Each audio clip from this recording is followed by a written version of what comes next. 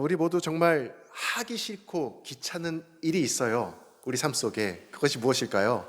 그것은 청소입니다. 우리가 건강하게 살려면, 청결하게 살려면 우리 집을, 우리가 일하는 일터를 항상 깨끗하게 청소해야 하죠. 근데 청소하기 좋아하는 사람은 거의 드뭅니다. 소수일 거예요. 저도 우리 예배를 위해 늘 토요일마다 교회 예배당을 늘 청소합니다. 닦고 또 청소하고 합니다. 정리합니다. 그런데 기쁜 마음으로 한다고 하지만 때로는 귀찮을 수도 있어요. 청소하지 않고는 살 수가 없습니다. 하루 이틀은 몰라도, 한 주 정도는 몰라도 한 달 동안 청소를 안 한다고 하면 너무 더러워서 살 수가 없죠.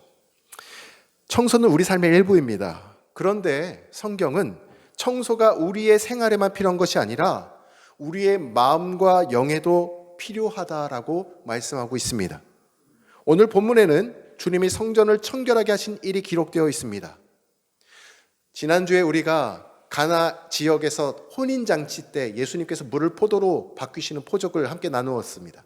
그리고 나서 바로 예수님께서 성전을 가시는 거예요. 바로 이어지는 내용이 바로 이 내용입니다.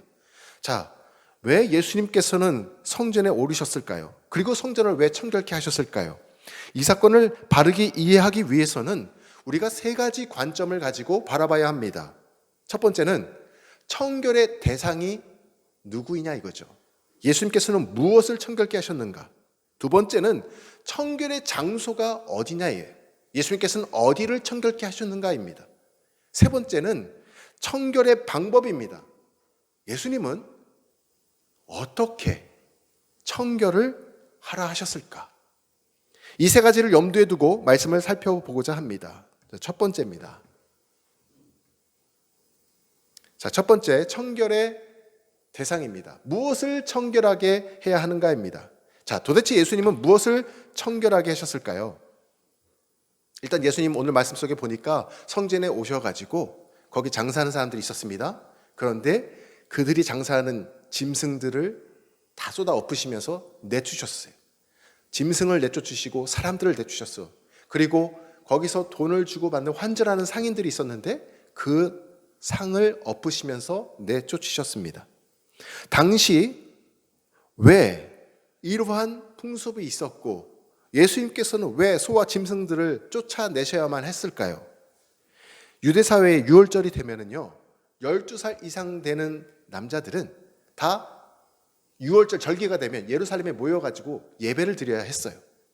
자, 그런데 역사학자 요세푸스에 의하면 이 이스라엘 전 지역에 있는 200만 명의 남자들이 다 예루살렘 성전에 예배를 드리러 오는데 그냥 오는 게 아니라 자기의 죄를 전가시킬 짐승들을 다 하나씩 가지고 오는 거예요.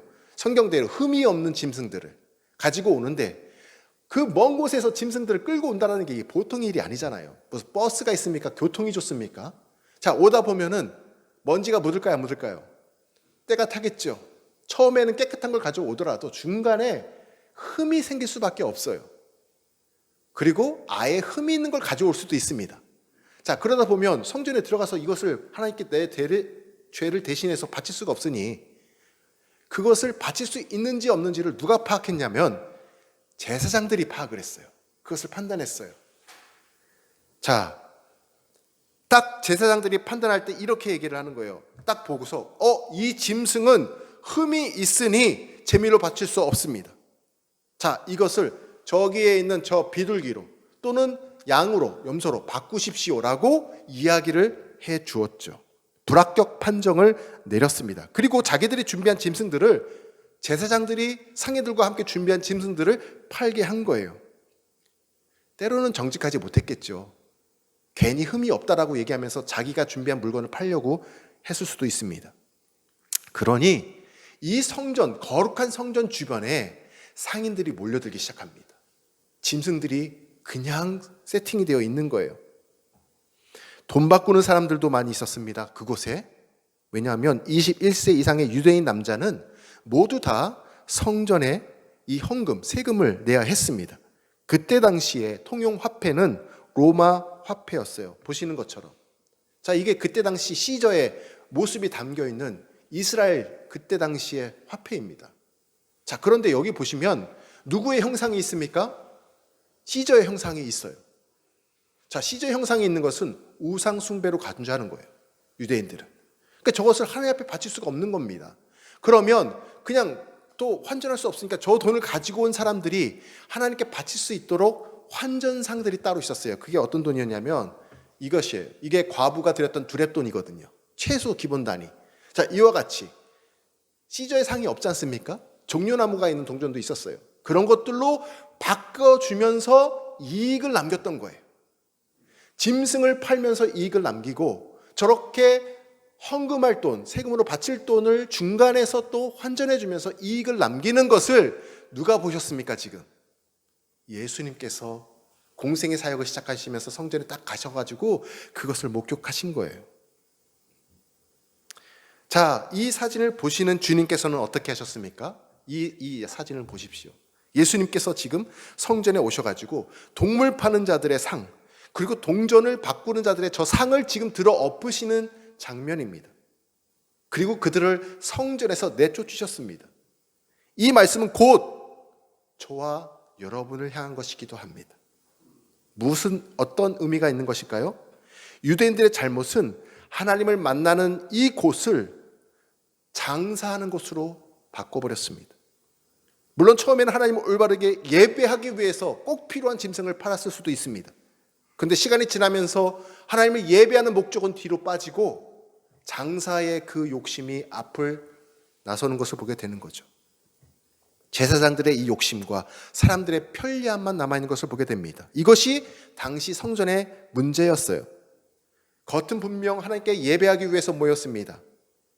그런데 그들의 중심은 전혀 그렇지 못한 것을 보게 되는 거죠.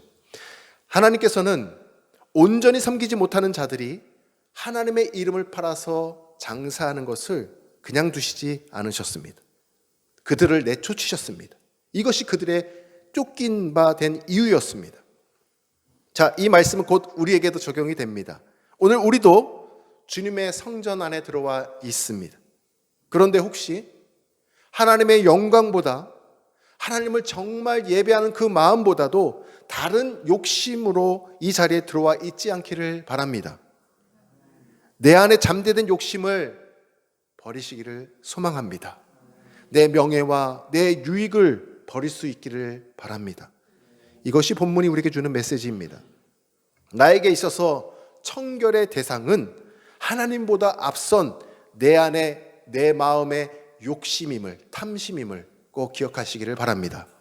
자, 청결의 대상이 내 마음의 욕심이라고 했어요. 그럼 두 번째, 청결의 장소는 어디일까요? 어디를 청결하게 해야 하는가? 오늘 본문의 배경이 되는 장소는 예루살렘 성전이죠. 자, 성전이 무엇입니까? 성전은 보시는 사진처럼 제일 처음 이스라엘의 성전이 지어진 것은 솔로몬 시대예요. 솔로몬 왕이 제1 성전을 지었습니다. 그 전에는 성막이었어요.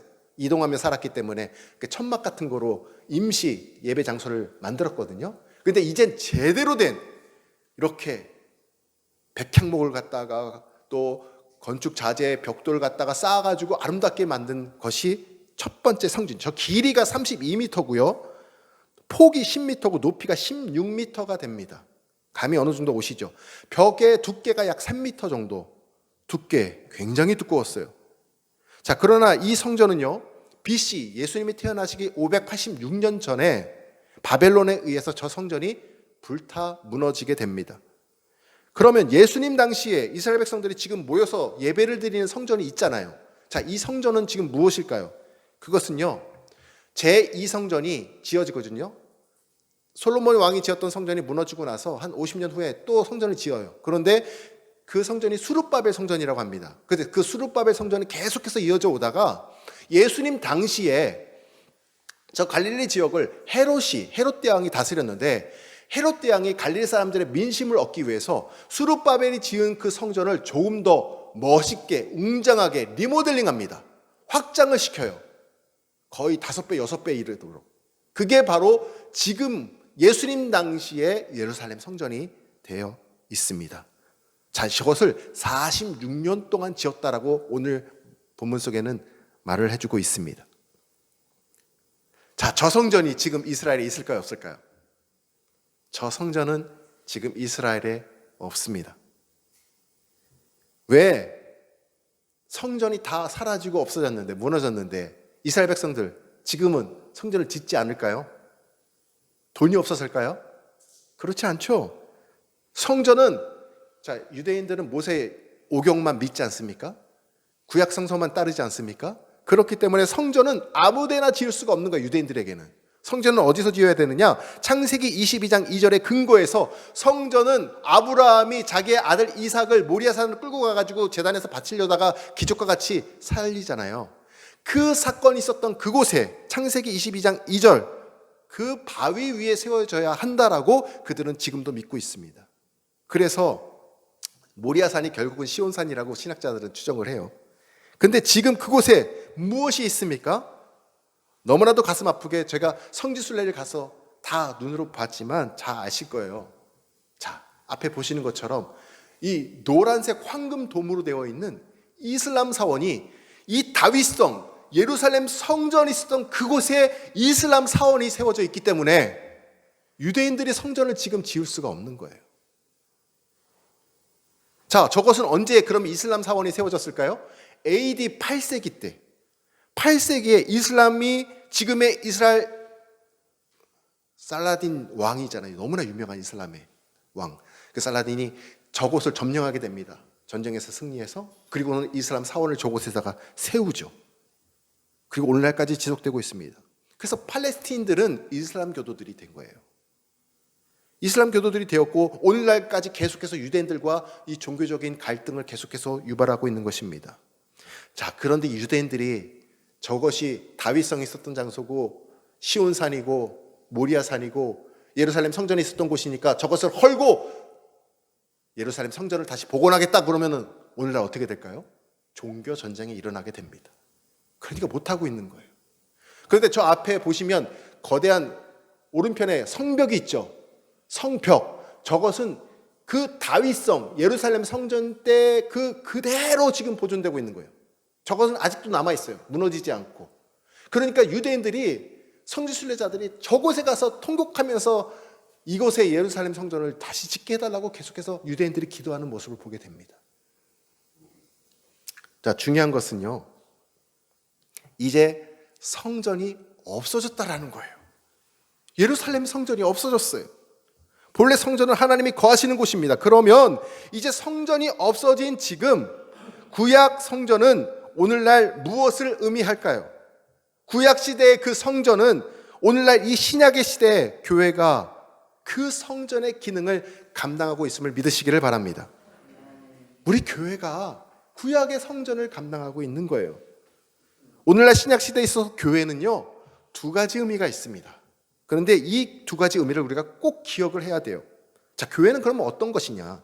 첫 번째는 뭐냐면요, 보십시오. 교회는 저 그림과 같습니다. 교회는 건물이 아닌 성도들이라는 거예요.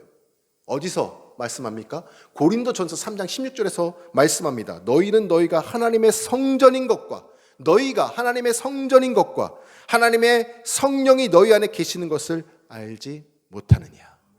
신약의 교회는 성도들이 모인 것이 교회입니다. 두세 사람이 모인 곳에 하나님이 함께 하신다라고 말씀하셨어요.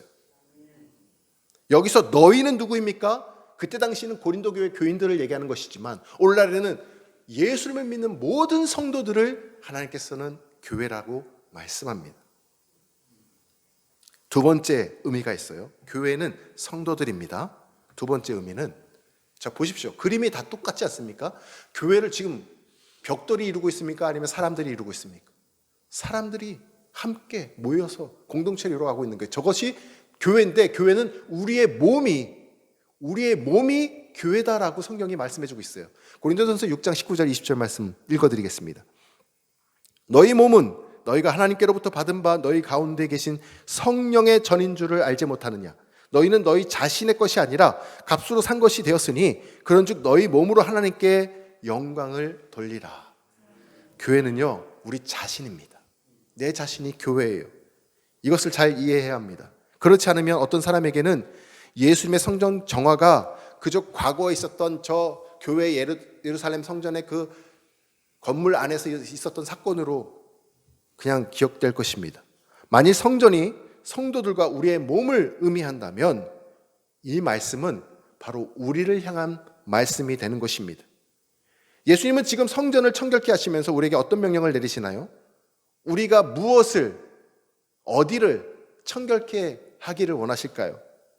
우리는 교회와 우리 자신을 청결해야 합니다. 우리 자신이, 우리의 몸이 교회이기 때문에 내 자신을, 내 마음을 항상 거룩하게, 구별되게, 청결하게 유지해야 하는 것입니다. 우리의 신앙생활을 한번 잘 돌이켜 보십시오. 우리 교회 생활을 한번 보십시오. 청결한가? 어떤 의미일까요? 교회에 와가지고 예배를 드릴 때 내가 진짜 성삼위일체 하나님을 만나고 있는가?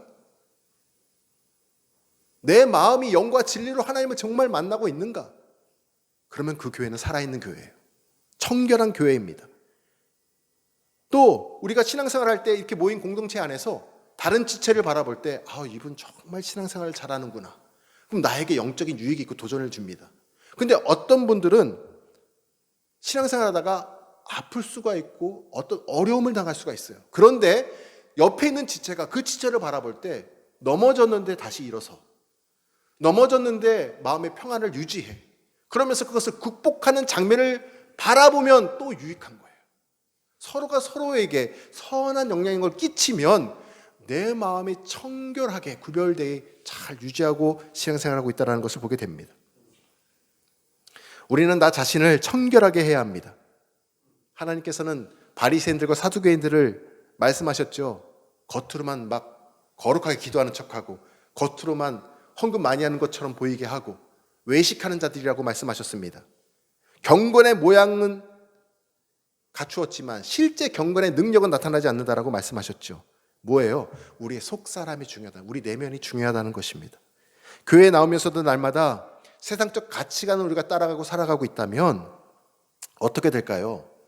여전히 성공 위주의, 여전히 물질 위주의, 명예와 자존심이 제일이라면 그것은 하나님이 과연 기뻐하시는 성전일까? 우리가 생각해 봐야 하는 것입니다. 아마 그런 자들을 예수님께서는요, 오늘 성전에서 하신 것처럼 상을 엎으시면서 내쫓으실 거예요. 예수를 믿는다는 것은요, 한마디로 변화가 있어야 되는 거예요. 물이 포도주로 바뀌는 그런 변화가 우리 안에 있기를 간절히 소망합니다. 예수를 믿고 세월이 흐를수록 우리는 과거보다 더 구별돼야 되고 과거보다 더 청결해야 하는 것입니다. 예수님은 성전을 청결케 하셨습니다. 그 대상이 다름 아닌 성도들이었고 우리 몸, 우리 자신인 줄 믿으시기를 바랍니다. 우리 모두 내 마음을 성령의 은혜로 청결하게 하기를 주님의 이름으로 축복합니다. 자, 끝으로 세 번째입니다. 청결의 방법이에요. 청결의 방법, 어떻게 청결하게 해야 하는가? 예수님은 본문을 통해서 청결의 방법에 대해서 말씀을 해주고 계십니다. 예수님이 성전을 청결케 하시자 유대인들이 예수님께 따지듯이 말했어요. 도대체 내가 무엇이 관대? 당신이 뭔데 함부로 이런 일을 행하느냐? 막 상을 엎고 예루살렘 성전을 내가 3일 만에 다 무너뜨리겠다라는 말을 네가 감히 하느냐? 이렇게 따지죠. 그때 19절과 21절 말씀 한번 보십시오. 제가 읽어드릴게요. 예수께서 대답하여 이르시되 너희가 이 성전을 헐라 내가 사흘 동안에 일으키리라. 유대인들이 이르되 이 성전은 46년 동안 지었거늘, 그렇죠. 지금 성전을 헤롯이 46년 동안 리모델링 하고 있잖아요. 내가 이 3일 동안에 일으키겠느냐 하더라. 그러나 예수는 성전된 자기 육체를 가리켜 말씀하신 것이라. 자, 이 말씀 이후에 24절에 예수님께서는 사람들을 신뢰하지 않겠다라고 말씀하세요. 그들을 신뢰하지 않겠다라고 말씀하세요. 그들에게 내 마음을 의탁하지 않겠다라고 말씀하십니다. 왜냐하면 모든 사람의 마음을 다 예수님께서는 아시기 때문에 그들이 예수님을 믿지 못하고 있구나, 불신하고 있구나, 그것을 알기 때문에 신임하지 않으셨죠. 자, 그러면 우리가 우리의 몸을, 교회된 우리의 몸을 어떻게 청결할 수 있는 방법 무엇일까요? 절대 우리의 노력을 할 수가 없어요. 이것은.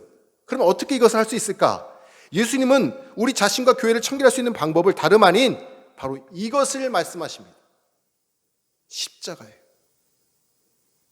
예수님께서는 자기의 육신을 다 부서뜨리시겠다라고 말씀하세요. 이 더러워진 성전을 다시 일으키기 위해서, 더러워진 성전을 내가 무너뜨리고 다시 새로운 성전을 일으키겠다. 근데 어떻게, 그 방법이 무엇이에요? 예수 그리스도의 십자가의 보혈로, 십자가의 은혜로 다시 일으키겠다라고 말씀하고 있는 것입니다. 그래서 예수님께서는요, 그분의 성전된 자기 육체가 부서진다라는 것을 오늘 본문에 말씀해주고 있는 거예요. 자, 이 성전을 헐라 내가 사흘 동안에 일으키리라. 이 사흘이 무슨 사흘입니까? 예수님께서 금요일날 돌아가시고 주일날 부활하셨잖아요. 죽음의 권세를 이기시는 그 사흘 동안, 죽으시고 부활하시는 그 사흘, 그것이 무너진 성전이 다시 재건되는 것을 의미하시는 것입니다. 갈보리에서 흘리신 주님의 고귀한 보혈이 우리를 정결케 하는 줄 믿으시기를 바랍니다. 우리가 여행 갈 때 여행집이, 숙소가 깨끗하면 얼마나 기분이 좋아요. 마찬가지입니다.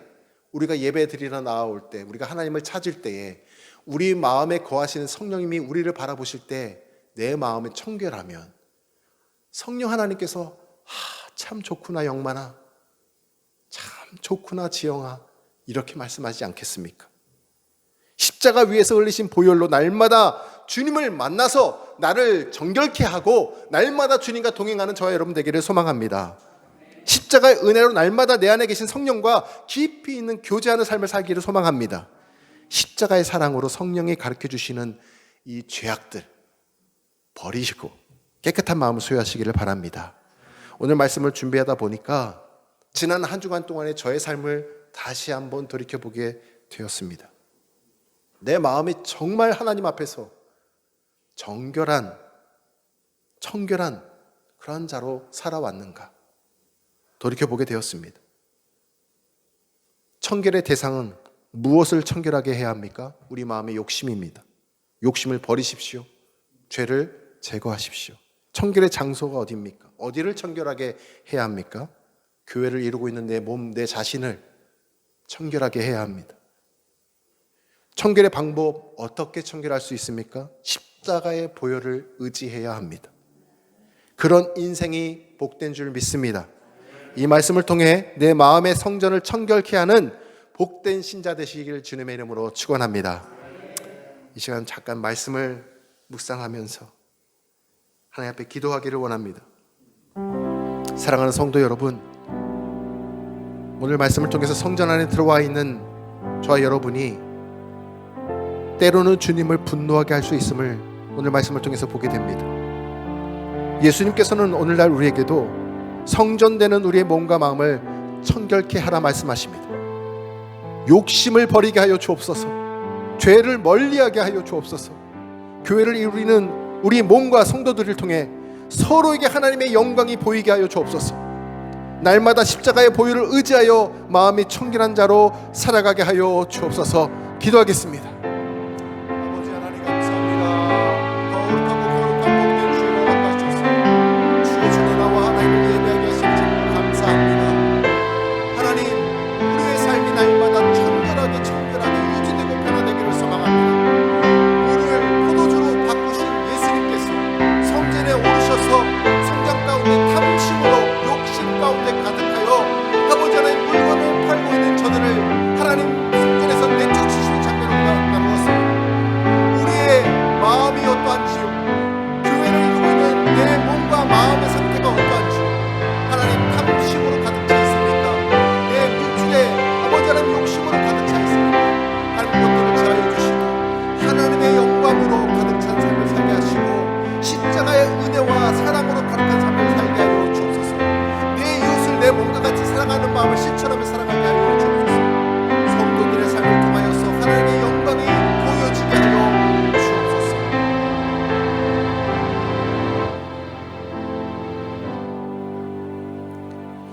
하나님, 이 자리에 모인 한 사람 한 사람이 마음이 정결한 자가 되기를 원합니다. 날마다 십자가의 은혜로 주님과 동행하게 하시며 내 안에 거하시는 성령께서 참 좋으시다 말씀하여 주옵소서. 우리의 몸이 주의 성전이오니 우리의 예배와 신앙생활을 통해 성도들뿐만 아니라 세상에서도 하나님의 영광이 보여지게 하여 주옵소서. 그래서 이웃들로 하여금 우리가 하나님의 자녀라는 사실을 인정하는 삶을 살게 하여 주옵소서. 우리 구주 귀하신 이름으로 기도드립니다. 아멘.